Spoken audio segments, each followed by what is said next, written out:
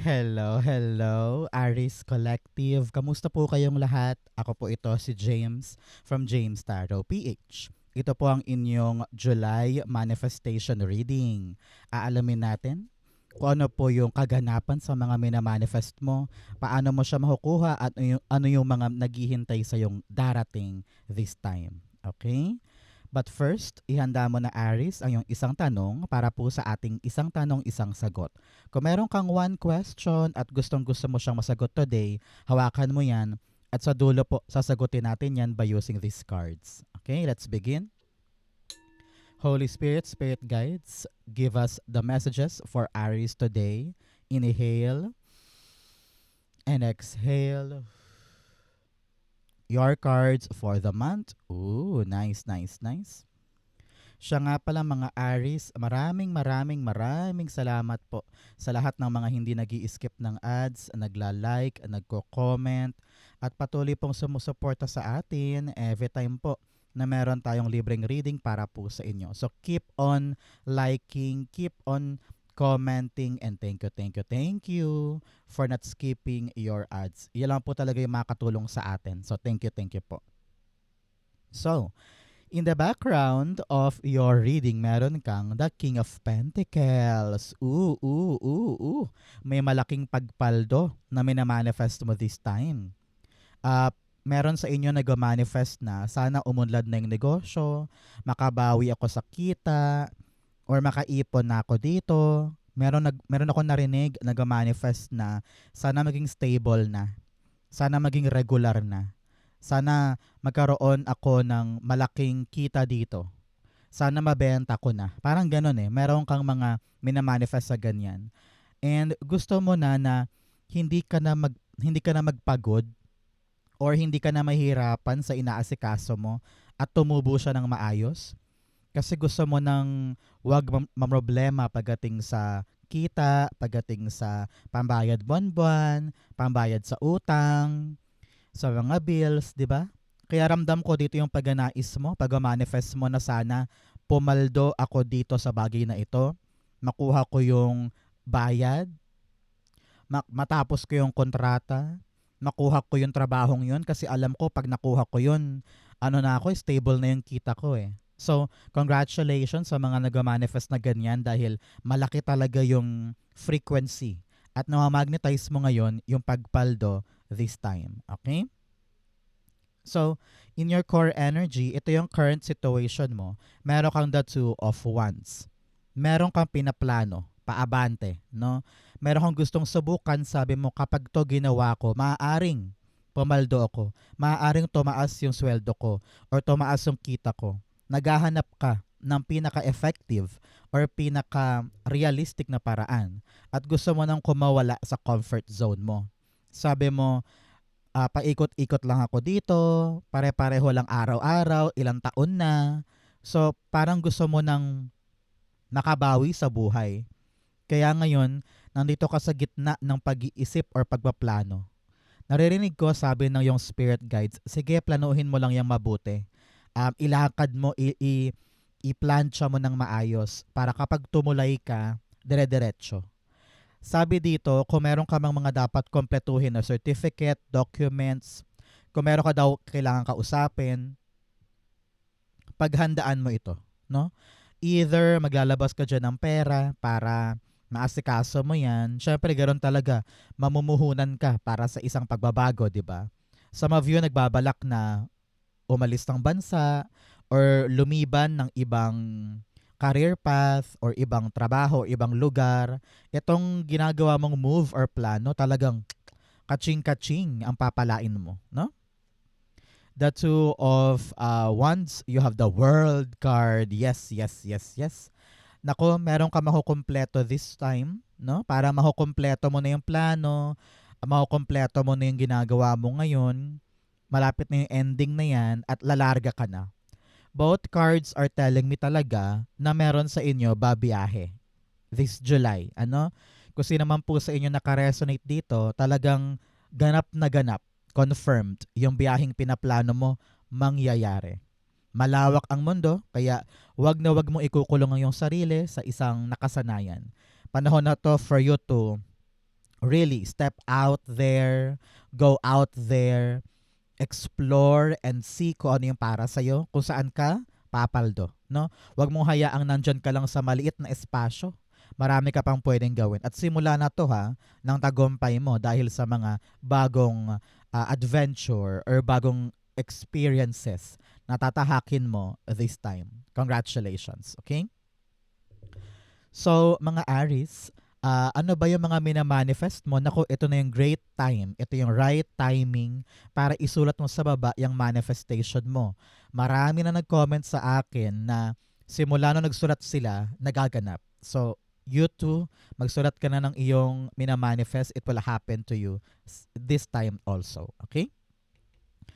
In the area of what's blocking, ano po yung humaharang sa inyo pagdating sa inyong manifestation, you have the Knight of Wands. Nako, sabi dito, kulang ka sa fighting spirit or sigasig or pag-abante.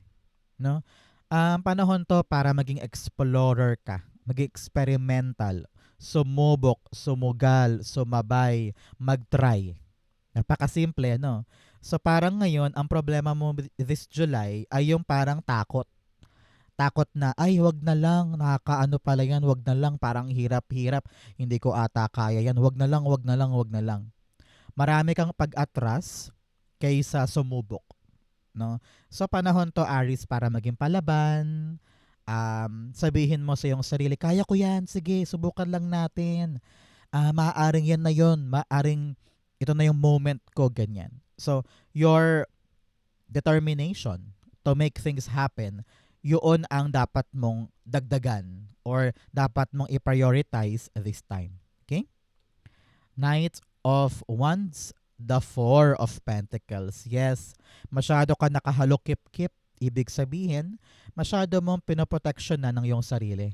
Na parang, ayoko na mag-try niyan, baka mahirapan lang ako. Ay, ayoko nito, sa iba na lang kasi masyadong matrabaho, parang hindi naman ata para sa akin yan. Ay, baka matalo lang ako dyan. Ayoko, ayoko, ayoko. Ginaguard mo ang sarili mo. Kahit pa, gustong-gusto mo nang magkaroon ng pagbabago sa life mo. 'Di ba? Gusto mo na makapunta doon, gusto mo nang maabot yon, gusto mo na makuha yan. Pero ang kulang sa atin na hindi natin masyado napapansin ay yung ating kawalan ng lakas ng loob na sumubok sa bago or galawin yung baso o kaya mag-experience sa mga bagong bagay. Kaya kung overprotective ka sa iyong sarili, ay nako, wala tayong mapapala dyan. Puro sana lang, sana, sana. Panahon to para buksan ang sarili sa mga bagong adventure, sumugod, lumaban, mag-try. Okay? Importante yan para sa'yo this month. Okay? So mga Aries, ano yung mga lucky numbers mo? Comment down below para ma-activate yan at makuha mo talaga yung swerte this time. At isa pa, kamusta ka ngayon? Kamusta po ang weather sa inyo ngayong araw na ito? Sa amin, ngayon pala nanunumbalik yung sigla ng araw, mainit ngayon. Sa inyo po, kamusta? In the area of what you need to do, meron kang the Justice card. Alam mo, sabi dito, nasa kamay mo ang hustisya. Nasa kamay mo yung bala or yung armas para makalaban ka sa buhay. Pinapayuhan ka ngayon, Aris, na kung nahihirapan kang tignan or gumalaw, timbangin mo daw muna yung bawat aspeto para maisip mo kung ano yung tamang move. Example, gusto mo mag-apply, halimbawa teacher ka, no? Halimbawa. Tapos, meron ng sabi mo ready na ako para tumanggap ng trabaho sa public school. Eh yung mga public school ngayon talagang punuan, wala masyadong bukas, 'di ba? So sabi mo, sige titimbangin ko muna saang public school ako pwedeng pumunta. So kapag tinitimbang mo lahat ng option mo, mahahanap mo yung para sa'yo. Okay? Hindi pwedeng alam mo yun yung parang babato ka lang ng bato tapos kung sino yung umaray, yun na yun. Hindi pwedeng ganun eh. Kailangan sinisiguro natin yung ating pupuntahan. Armasan mo ang iyong sarili ng katotohanan. Ibig sabihin, mag-research ka, magtanong-tanong ka, ungkatin mo, lumapit ka na sa mga resource persons para alam mo yung papasukin mo. para alam mo yung gagawin mo. Okay? Pinapayuhan ka rin ko to keep yourself grounded. Okay? Hindi porket matayog yung ating hinahangad, hindi porket naghahanap tayo ng permanente and long-lasting, masyado ka ng kabado or masyado kang nalulula, di ba? So, kailangan keep yourself grounded, relax ka lang, have faith, huwag kang matakot, darating din yan. Pag lumalabas si Justice, naku, napakalapit ng hustisya para sa'yo. Darating yung patas, darating yung deserve mo, kaya kailangan magsipag ngayon and also magtiwala sa Diyos. Kayang-kaya yan. Okay? Justice card, meron kang the Five of Pentacles. Five ang meron ka dito. Ito ay number of change.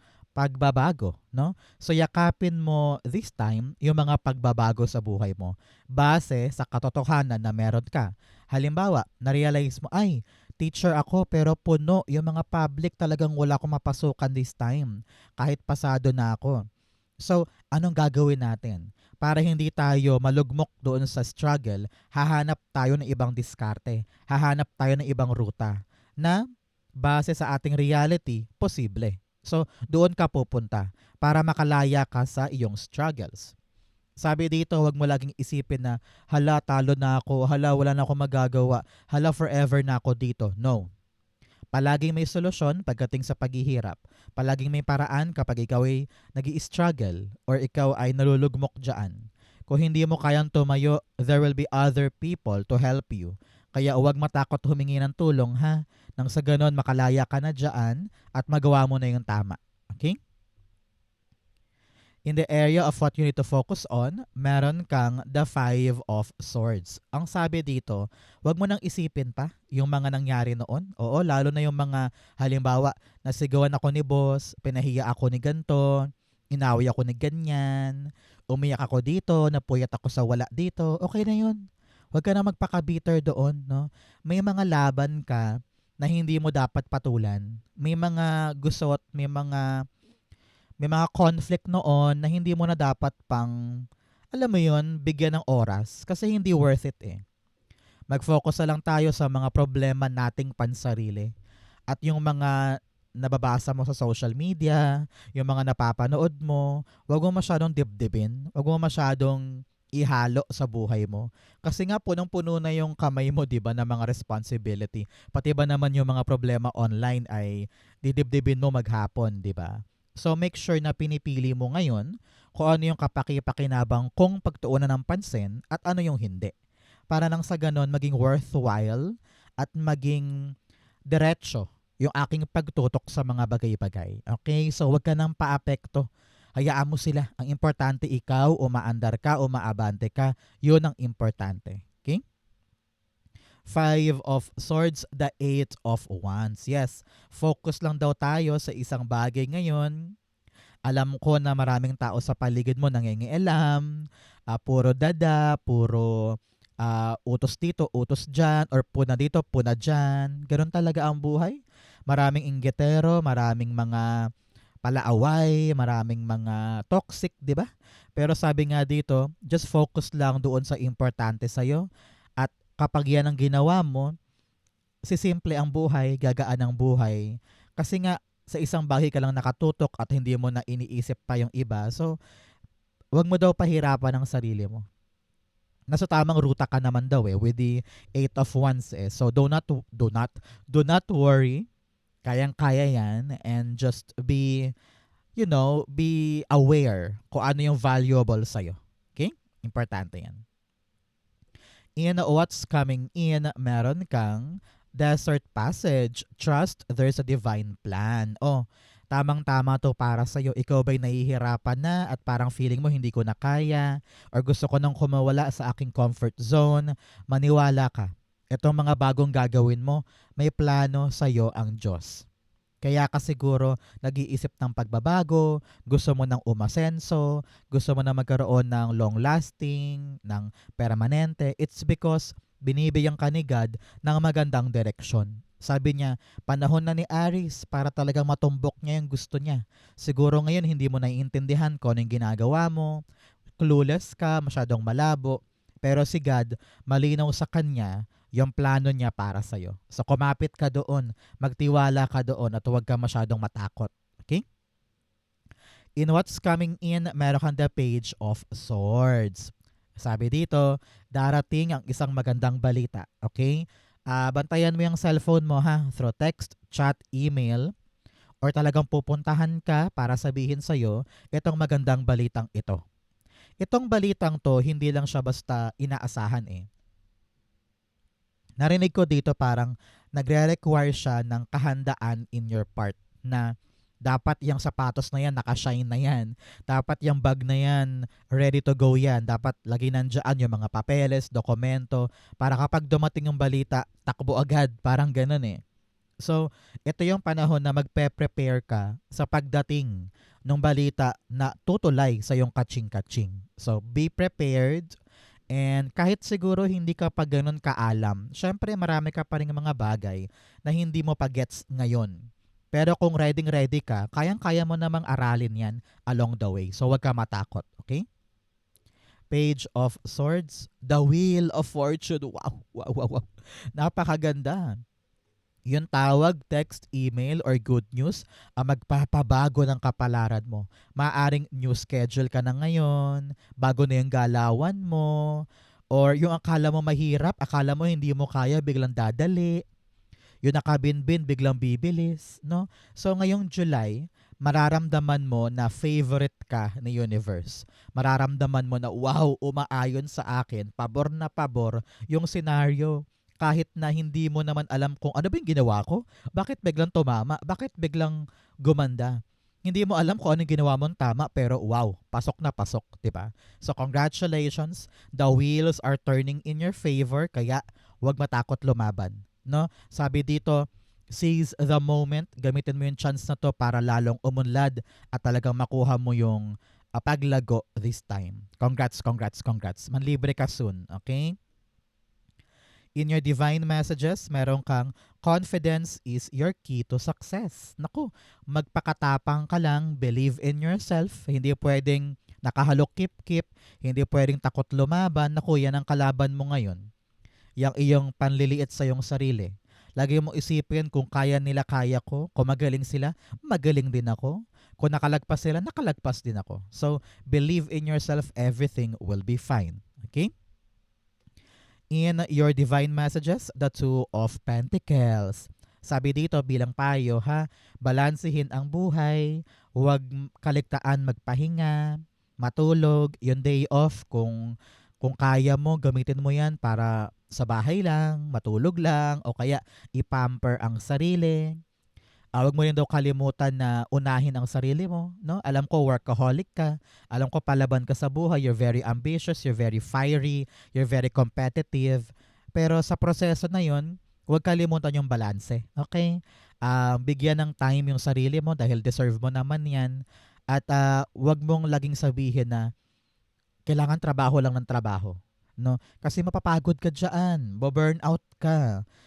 Baka mamaya ibigla kang lupaypay na diyan sa isang tabi, di ba? So give room for yourself, for your happiness, for your enjoyment, for your family, di ba? Maganda 'yan. Two of Pentacles rather. The Magician card. Sabi dito, lagi mong isipin na kayang-kaya kong gawin yung mga bagay-bagay. Kaya hindi ko dapat i-exert yung effort ko ng todo-todo. No?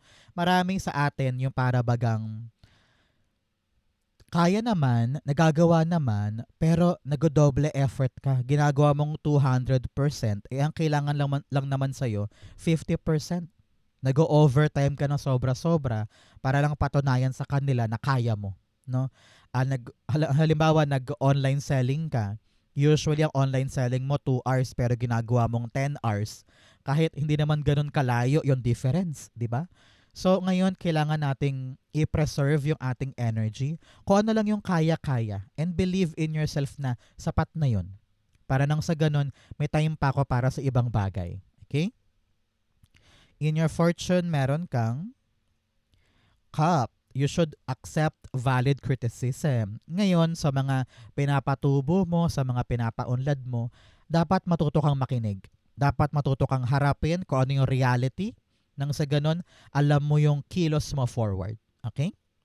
You also have needle and thread. A sincere wish will be granted. Wow! I-claim mo na to. Meron ka daw isang wish na matutupad talaga this time. Okay?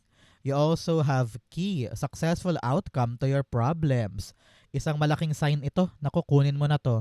Talagang matutupad, masasolve yung problema mo ngayon. Claim it, it will be yours. You also have dolphin, financial gain, usually coming from something you did in the past. Nako, kikita ka daw ngayon ng pera mula sa isang tinrabaho mo before. Baka meron kang nakabinbin na bayad, nakabinbin na komisyon, or meron kayong napag-usapan na pera ngayon lang mabibigay, no? Congratulations. In your fortune, meron kang the star card. Si star dito, Aries, sinasabi niya na bubuti na yung buhay. No? Ang star po ay isang malaking indikasyon ng pag-angat. No? Halimbawa, nagkaroon ka ng hindi magandang kalusugan ito nakaraang buwan, bubuti na yan ngayon. Kung nahirapan ka sa pera nung nakaraan buwan, bubuti yan this time. So, i-expect mo yung pagganda ng sitwasyon sa buhay mo. Especially patungkol sa pangarap. No, patuloy mo siyang diligan, wag mong sukuan, wag kang mawawalan ng focus, wag kang mawiwiglat sa mga, tama ba yung term ko? Mawawaglit, hindi mawiwiglat. Wag kang mawawaglit sa iyong focus sa mga bagay na importante sa iyo dahil abot kamay siya. Kayang-kaya mo na siyang itanim, ipundar, at tumutok ka lang dyan dahil it will grow in your favor. Okay? Star card. Sabi ko nga kanina, wish. Dalawang beses tayong sinabihan na meron kang wish na talaga namang magaganap this time. Knight of Cups. Okay. Here, sabi sa'yo ng yung spirit guides, walang pagsidlan ng saya yung damdamin mo. You are about to offer yourself to something na talaga namang tutupad dun sa dream mo. Example, i-offer mo yung sarili mo sa isang trabaho or sa isang kliyente o sa isang kontrata, o sa isang serbisyo, or sa isang customer. You are someone na talagang lalapitan ng mga tao dahil meron ka ng mga needs nila. So, marami kang possibility, marami kang pintuan, at yung pangarap mo talagang nag-shine sa'yo. You're on the spotlight. People are seeing your full potential. People are starting to notice you. Kaya papasok ngayon yung mga posibilidad at mga offer din from other people. So congratulations. Namnamin mo to, iyong-iyo ito. The offers are coming and the road papunta sa yung dreams ay malapit na. Okay? In the area of your near future, meron kang the 9 of Swords. Dahil dumadami yung mga pintuan nagbubukas, gumaganda yung buhay, syempre dumadagdag din yung mga responsibilidad. Kaya pinapayuhan ka ngayon, Aries, na relax lang. Huwag masyadong dibdibin ng lahat. Kayang-kaya mong panghawakan at patubuin ito. Alam ko merong added pressure para sa'yo na pagbutihin, na kailangan hindi to mag-fail, kailangan dire-diretso to. Alam ko yung pressure sa'yo, pero sabi nga dito, huwag kang papadala sa stress. Huwag kang papadala sa mga takot mo. Kayang-kaya mo yan. Okay? 9 of Wands, the 9 of Swords. 9 of Swords din. 9-9. Ibig sabihin, release. Pakawalan lahat ng takot, duda, alinlangan, overthinking, catastrophizing, lahat ng pangit na iniisip, tanggalin mo yan. Lagi mong isipin, kaya ko, magagawa ko, mapupush ko to, tatagal to, long-lasting to. Okay? Dagdagan pa natin yan. 9 of Swords, the 5 of Cups. Huwag mo nang ihalo pa daw yung nangyari in the past. Masyado kang takot. Siguro may trauma ka or meron kang mga unresolved issues in the past. Sabi doon, pitawan yun. Huwag mo ihalo yan dito. Lagi mong isipin na yung mga bago, yung mga mangyayari ay maganda. Okay? Look at the brighter side of your situation. Okay? Ang missing puzzle piece sa buhay ni Aries para talagang matupad na yung minamanifest mo, the 5 of Cups. 5, 5, 5, and 5. Talaga namang puro ka pagbabago. Dapat daw baguhin na natin. Huwag na tayong umasa sa past. Meron ka pang mga tali sa past mo eh. So sabi ng yung spirit guides, Aries, palayain ang sarili. Okay? Hanggat umaasa ka pa rin doon sa nakaraan, hanggat pabalik-balik ka doon, nahihirapan ka mag-move forward sa minamanifest mo. Yun ang problema ngayon. So, look at the new blessings. Doon ka tumingin. Doon mo ibaling ang atensyon mo at effort mo. Kasi nandoon ang susi para lumago ang buhay. So, past is past. Yung dapat ilibing sa nakaraan, nako, wag nang balikan. At matuto kang ilayo ang sarili doon. Release, release, release. Okay? Five of Cups, the Tower card. Alam mo, sabi dito, takot ka sa pagbabago. Yun ang kulang. No? Lagi mo iniisip, ayoko pang pumunta dyan, ayoko pang gawin yun, hindi pa ako handa, hindi pa ako handa, hindi pa ako marunong. Excuse lang yan dahil ayaw mong harapin talaga yung responsibility sa dalawang to o sa mga bagong to. Kaya open yourself to changes. Panahon na para kumawala sa comfort zone at tumahak sa mga bagong adventure. Tulad nga nasabi ko kanina. So go on, fight so good, kayang-kaya mo yan. Yakapin mo yung pagbabago. Yan yung susi or ingredient for success this time. Okay?